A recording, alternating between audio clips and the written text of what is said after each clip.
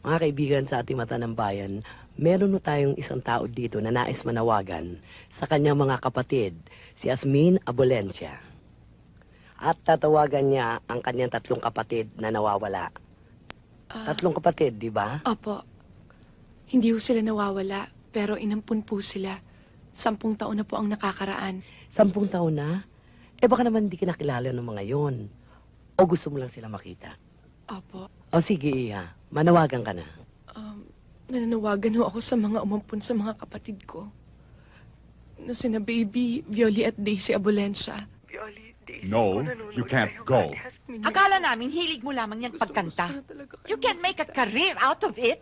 Tumawag lang kayo dito. Ito po ang gusto ko. Dapat ang pag-aaral ang asikasuhin mo. Isa kang doktolero, pamilya ng mga titulado, mga nakatapos sa kolehiyo.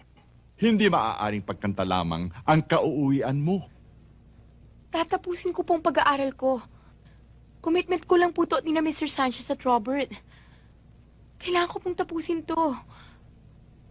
Kahihiyan ko rin po to. Sino ba yung mga yan? Mapagkakatiwalaan ba yung mga yon? Sila pong nakadiscover sa akin. Nakakahiya ka. Ang tigas ng ulo mo. Sumusobra ka na. Ano bang gusto mo? Ang lahat para sa kinabukasan mo ginagawa na namin. Alam mo ikaw ang sumisira sa sarili mo. Siguro nga ikahihiya niyo ako. Puro pag-aaral ko ang nasa isip niyo. Ang gusto niyo ang nasusunod. Kailangan mataas ang marks ko, kailangan marunong ako, kailangan maging titulado ako. Para ba sa akin yun? O para sa inyo? Iniisip niyo ang kinabukasan ko? Iniisip niyo ba yung kaliligaya ko? Gagawin ko ang gusto ko. Magiging isang sikat na singer ako. Hahanapin ko mga kapatid ko. Siguro nga hindi ako bagay maging isang doktolero. Violi! Kung alam ko lang na ganito pala mangyayari sa'yo, Kuya Jake, hindi na sana ako sumama sa'yo noon. Nagsisisi ka? Kung sa bagay, sabi nga nila, lagi naman daw nasa huli ang pagsisisi. Ikaw, nagsisisi ka, no? Isipin mo, pati trabaho mo na peperwisyo. 2 linggo na tayo dito, ah. Mabuti pa siguro, bumalik na tayo sa Maynila, Kuya Jake. Sinabi ko na sa'yo, magsanay kang tawagin akong Jake. Huwag Kuya Jake. Pag narinig ka ng daddy mo niyan, baka mabisto tayong nagkukunwari lang tayo mag-asawa. Kung alam lang nila, Kuya Oo. Jake.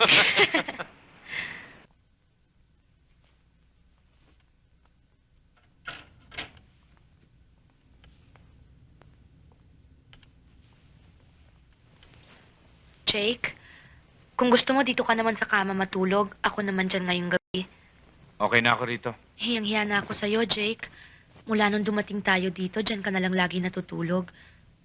Siguro hindi ka nakakapagpahinga ng mabuti, no? Sanay na ako, Ara. Isa pa, huling gabi na natin dito sa Cebu. Tomorrow night, tapos na ang ordeal ko.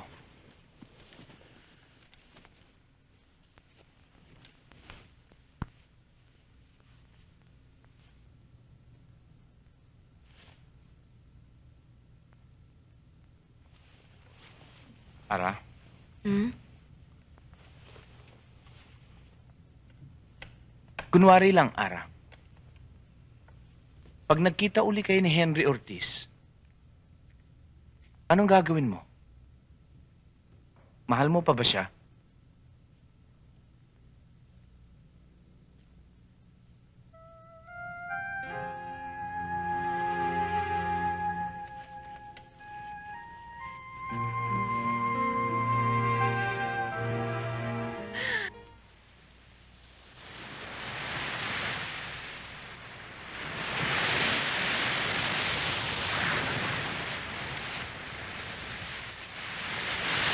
Ay.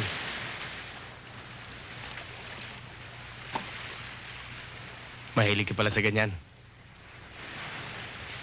Kailan ka natuto niyan?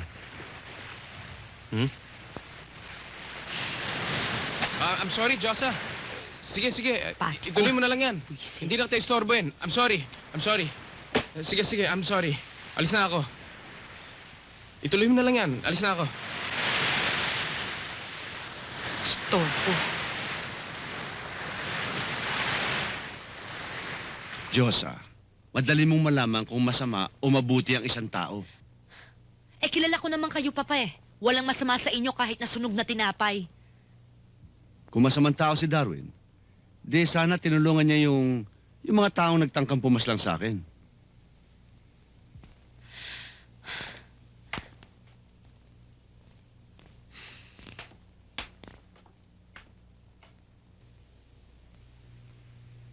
Naniniwala ako sa mga pinagtapat niya sa akin. Nagaling siya sa isang mabuting pamilya. Galit siya sa kanyang ama dahil napakalupit sa kanyang ina. At sa kanyang mga kapatid, lalong-lalo na sa kanya. Kaya siya nagrebelde. Naglaya siya hanggang sa napadpad siya dito sa Palawan. Gusto raw niyang kalimutan ang kanyang pinagmulan. Gusto raw niya mag-umpisa sa buhay na bilang isang bagong nilalang sa mundong ito.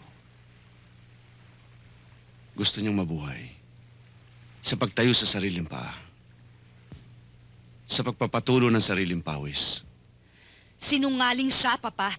Anong ebidensya mo? Wala! May nagsasabi lang sa akin. May bumubulong lang sa akin. Dito.